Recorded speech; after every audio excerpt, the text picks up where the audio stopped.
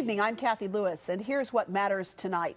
A growing chorus of economic observers is beginning to settle on one tune, that our discordant economy seems to be hitting more right notes than wrong ones these days. We'll consider the state of the economy and prospects for global business with Blythe McGarvie, who's the founder of a firm that provides strategic and financial advice to international businesses. She picked up those skills over a 30-plus year career that includes service as chief financial officer of Bic Group, the pen and razor people, Hannaford Brothers, the grocery chain, and Sara Lee, you know, the one nobody doesn't like. Today she lives in Williamsburg and serves on the boards of Accenture, Pepsi, Travelers, Viacom, and Wawa. And in her spare time, she's written 2 books, the latest of which is a bestseller called Shaking the Globe: Courageous Decision-Making in a Changing World. Integrity is critical for any relationship. If you don't have trust, business is not going to succeed. My name is Blythe McGarvie, and I'm president of Life Group, and I have a Kellogg MBA. In August of 2002, my first employer, Arthur Andersen, disappeared from the face of this world, and it happened so quickly. I thought, what could have happened? They were one of the best of the best. I felt the world was changing, and I realized I could help other people understand finance with integrity and have fun doing it. January 1st, 2003, I had incorporated my own company called Life Group, which stands for Leadership for International Finance. At Life Group, through speaking, coaching, workshops, consulting, I'm trying to teach professionals around the world what's going on in this global economy and how can you be a better leader. I chose Northwestern, and it was in my junior year that I applied for Kellogg. So I went right from college directly into Kellogg. She is a person who you can point to as a model of what you would want a graduate of your program to be. She was a person who was always involved. She was a doer. She was a leader. When I decided I wanted to become a financial leader within a corporation, I just assumed there were many women out there doing it. I didn't think of myself as a pioneer at the time. I serve on 4 publicly traded boards: Accenture, Pepsi Bottling Group, Viacom, and Travelers companies. I also serve on a privately held company called Wawa. A lot of people think being on a board might be a cakewalk. It's far from it, because it's a very serious responsibility. We spend a lot of time understanding the financials, understanding the people, understanding the strategy, understanding why we're in business. There is no typical day for me.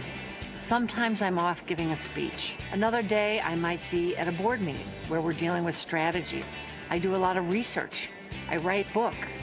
In addition to that, over the years I've been involved with a lot of different nonprofits. And these are steps up? No, it's all at grade.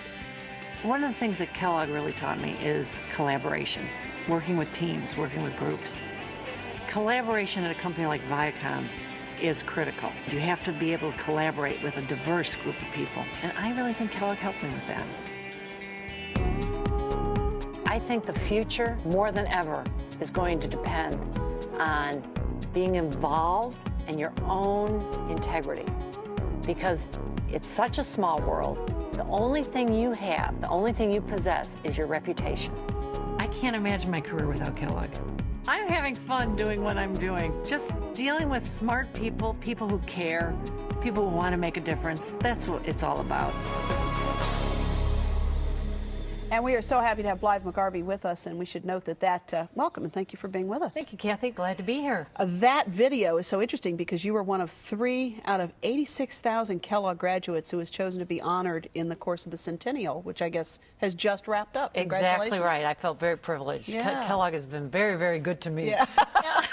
You know, the other thing I love about that, and what comes through so clearly, is you are passionate about business, always have been. Yeah, I have. Even when I was in high school, yeah, I felt that business would give me an opportunity and other people an opportunity to really, first of all, make a good salary, a good living, but also business is all about people. And it's the engine that makes the world turn around. Do you know, it's a little known fact, but if you have a country that has a McDonald's in it, the United States does not go to war with any country that has a McDonald's in it. So business actually encourages peace. Wow. It's pretty remarkable when you think about the power that we have of changing lives. So what's behind that? You know, that we don't go to war with countries that have a McDonald's, and what does that represent? Well, what does that mean? What it means is there's a lot of difficulty and poverty in the world. We know that. McDonald's will only go into a country if they know people can buy a Big Mac. Right. So there has to be a certain level of economic success for a company of like a quick service restaurant to go and invest both the training and the assets and that sort of thing. That's really interesting. And as we look, you know, you talk about this small world. I heard you talk about that and how valuable our integrity is. Boy, you have to look at the events of the last fall, and I think a lot of us are standing back and shaking our heads and saying, wait a minute, all these people we thought knew what they were doing, maybe they don't. Yeah. What's your take on the events of this last very challenging year in business? Kathy, first of all, no one would have predicted September 15th. I call that the triple witching day, because over that weekend, September 15th was a Monday, you had Lehman Brothers go bankrupt. You had the first tottering of AIG, the big insurance giant that was 10 times larger than the next largest insurance company. And thirdly, you had Merrill Lynch being sold. Nobody could have predicted this kind of seismic change. However, there were clues. And I actually did some investigation before that and talked about Iceland. I said, we have to watch out for Iceland because things are going on there. The debt level compared to the GDP was just out of line with the size of the country. Now, did I ever think they were going to go bankrupt? No. But there were signs, and that's one of the indicators everybody should look for. So how concerned are you about the debt level of the United States? We've heard a lot of conversation about that. Yes. Well, you said it in your introductory remarks. I actually think we can handle this excessive stimulus. And I do say it's excessive because right now we have put in $2 trillion more debt on the shoulders of today's generation and tomorrow's generation. And guess what, guys? You might like interest going up because you're going to earn more on your money market fund, but that means the government is going to have to pay more on all this debt. So I think it's too early to tell. We can handle it. We have a large GDP. If, in fact, it is a stimulus and our GDP starts growing, not a problem. But we definitely have to start spending the money and investing it in productivity that will work. That's interesting because I know there's been a big conversation about a lot of these companies got the money. They would just very much like to turn it back and say thank you so much. But you really think this needs to be spent and put into the economy? I do. And what you're talking about are 10 banks that this week turned around and repaid the government the money that they were given. And they're doing it for two reasons. Number one, they didn't realize all the conditions that money comes that the government put on this money. Now they're realizing the conditions. They say, we don't want it. Yeah. And number two, they also want to show the world that we are stable. I have to tell you, we don't need it after all. We don't need it after all. Yeah, Give it back. It's kind of like, we could keep it for a rainy day, but that's not the point. We can handle it. We're strong. It's a little bit like a 21-year-old saying to his mother or father, I'm an adult now. I'm going to treat you like an adult, and I want you to treat me like an adult. And as someone who sits in boardrooms, how do you feel about those kinds of decisions? I think these decisions about turning back the money, exactly the right move. Really? Exactly the right move. I've done some research on how much government should be involved with business. Now, I'm a little biased. I don't think they should be involved with business. I'm more open about, I think, people who have to invest their own funds, control their own destiny. But I think this was an important step because people were uncertain. Yes. It's almost similar to 9/11 in 2001. We didn't know what was going to happen. And that's when a government can step in. But it should be temporary. So I hope, besides the banks and the insurance companies and the auto companies, I hope we reach a point where these companies start paying it back. Right. What happens to the auto industry now? Much conversation about President Obama now being a used car salesman, you know? Well, yesterday, you probably read that General Motors was able to sell their preferred stock, so the government owns 34% of General Motors. I mean, we don't expect our company in this country to be owned by the government. I certainly hope this is temporary. This is what you expect from perhaps Venezuela. Right. Or Mexico, where they nationalize some of these companies. And I think Obama is a terrific president, and I'm supportive of our president, and I want him to succeed desperately. But I also want to tell your viewers, we have to make sure that the government doesn't become a slippery slope to take over the fieriness of capital. Yeah. Now, I know capitalism is sometimes a tough area. We lose jobs, and we can talk a little bit about that. What do you do if you're in that situation? I'm very sensitive to the fact that a lot of people are hurting right now. But it doesn't make sense to have someone come in and be the granddaddy, because then that granddaddy is going to want to rule your life. And he doesn't know how to make the decisions as well as you do for your own life. Really interesting. Now, it's interesting you're talking about people losing their jobs, because one of the things that people talk about, and I know that you are a big fan of globalism and global business, and that's why a lot of people say, I lost my job because of this globalism. You know what? The horse is out of the barn.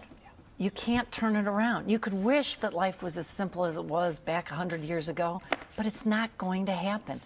And it's not because we can control it or can't control it. It's because of two simple reasons. Number one, demographics. If you look around the world, 95% of the population lives outside the United States. They represent 2/3 of the consumers. They're also young. They're going to want to work, to learn, to grow. The demographics are forcing globalization upon us.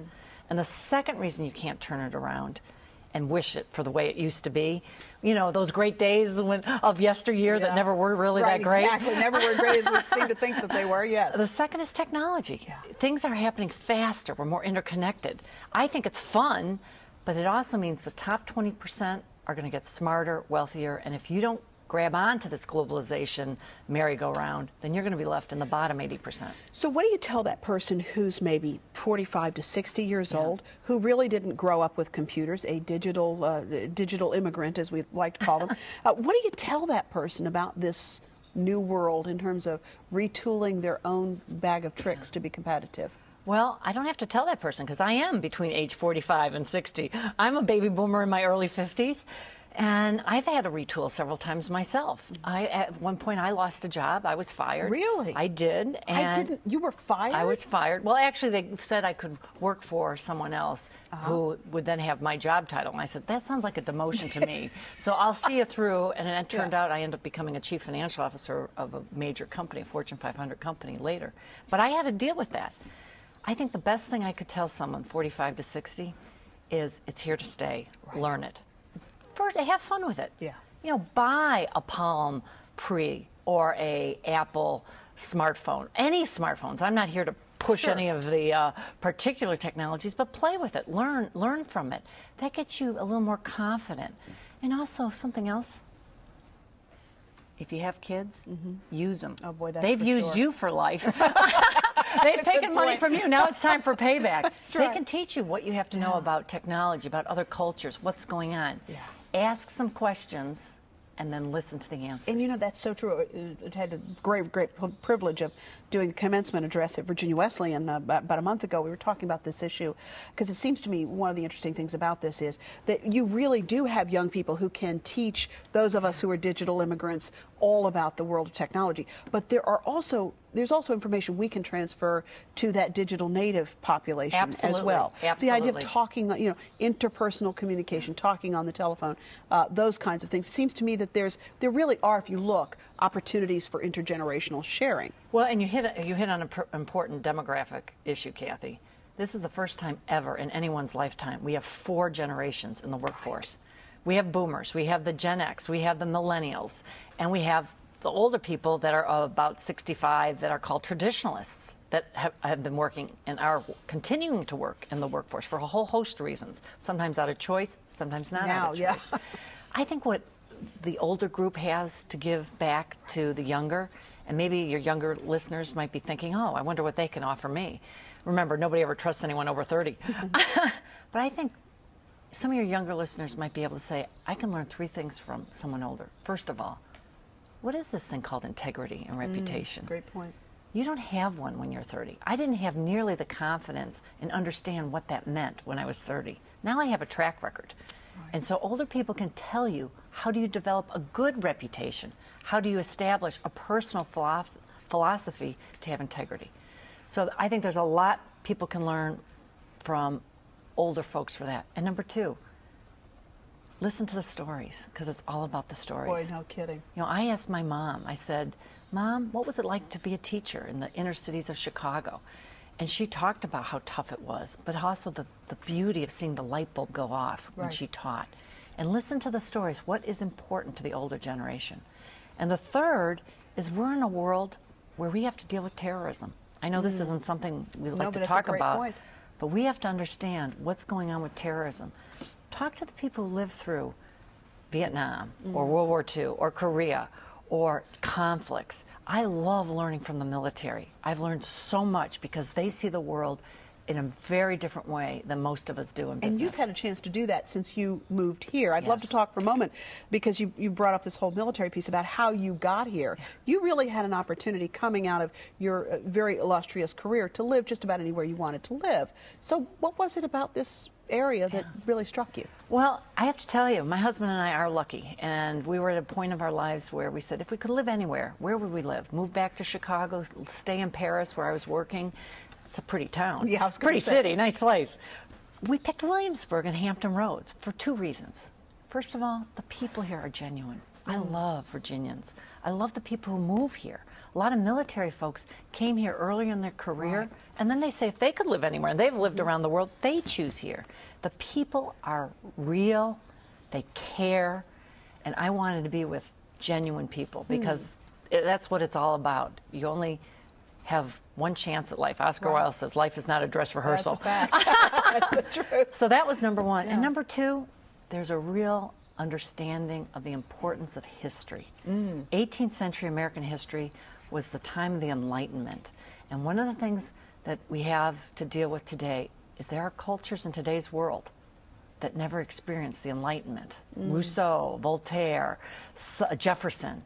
They don't know that you have to think through your own problems, not rely on Allah or rely on some man-made book necessarily. The people here can learn from history. They value history, and I do too. So does my husband. Yeah, right, a history professor. You know, I'm wondering too, as you think about this idea of the different perspectives that people bring to business, you continue to be, by the way, a woman, just so we're clear about that. Last time I checked. That's exactly right. But you were one of only 10 women in the Fortune 500 back in 1995. As a chief financial officer. As a chief financial officer. And you said that you thought there would be plenty of women sort of at that level.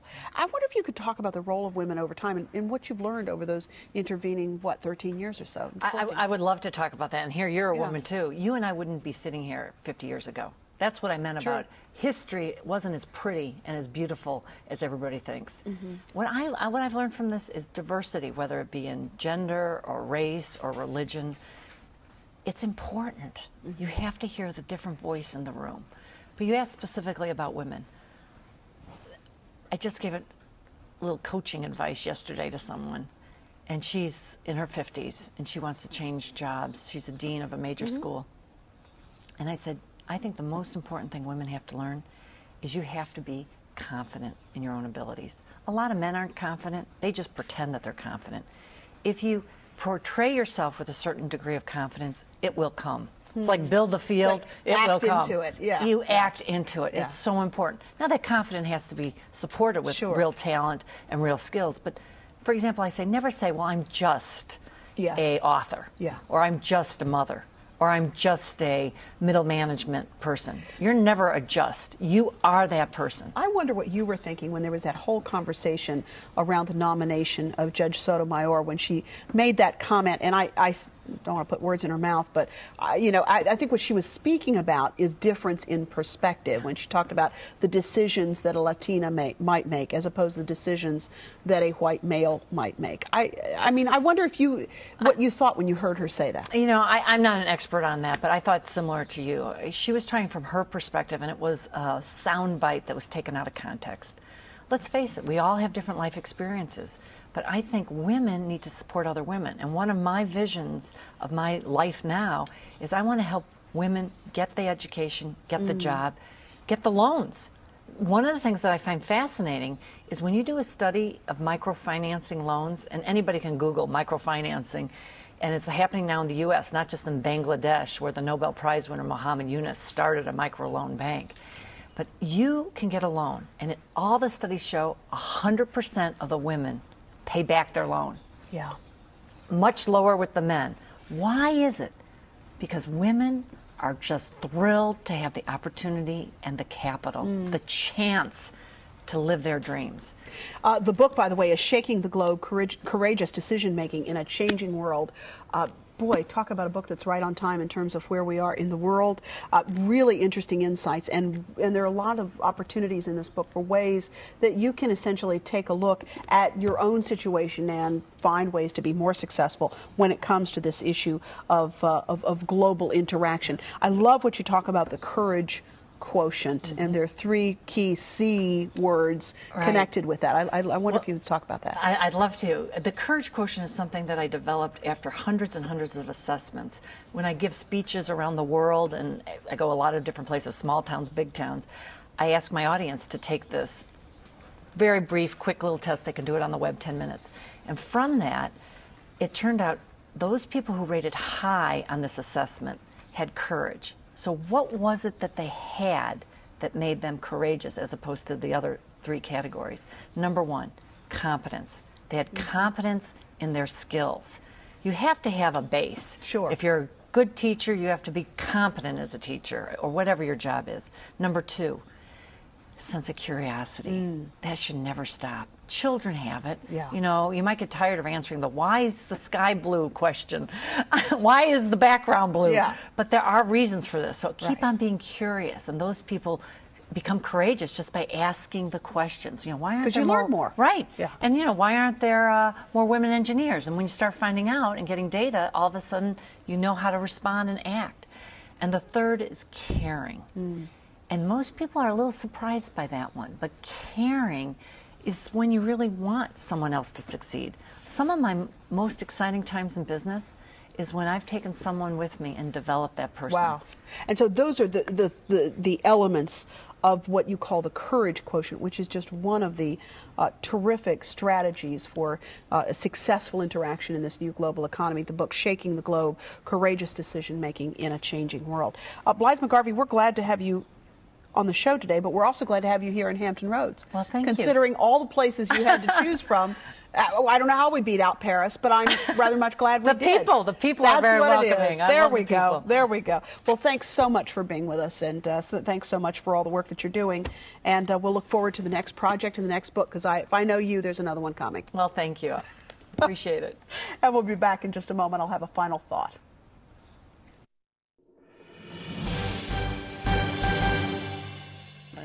It's the season of graduations, and I've been to quite a few lately.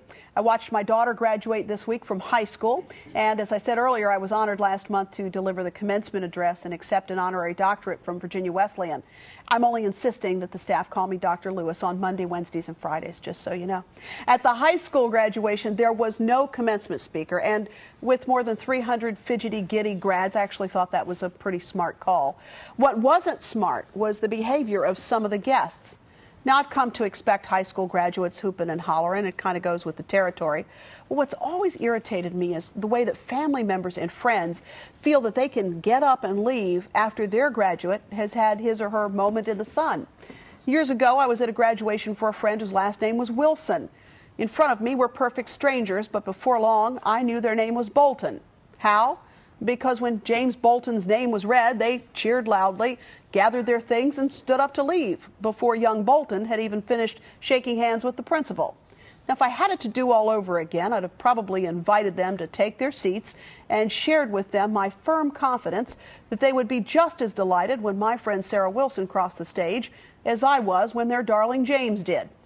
I'm one of those odd ducks who claps for every graduate, whether I know them or not. And I think that's really important, whether they're graduating from kindergarten, high school, or college. It's a big deal. And I think we'd all be better off if we treated it that way for everybody. Because the truth is, we all have a stake in every young person who collects a diploma. And believe it or not, we have an even bigger stake in those who don't. So if you have a graduate named Adams or Allen or Armstrong, sit back and relax and enjoy the show. You'll see Cohens and Gustafsons, Hassans and Kims, Lees and Billers, Palacios and Richardsons, Villanuevas and Washingtons, and then when little Heather Zimmerman or Jason Zwick bring up the rear, you will thank me, because you will feel so good about being part of an important moment for hundreds of young people who call this place home. And isn't that really the least we can do for them? Well, whether your name is Abigail or Zoe, Anthony or Xander, we want to hear what matters to you. You'll find all kinds of ways to contact us at our website, whatmatters.tv, and you can also find us on Facebook. You can write to us at 5200 Hampton Boulevard, Norfolk, 23508, or give us a call at 889-9425. Thanks so much for joining us. I'm Kathy Lewis, and we'll see you next time for another look at what matters.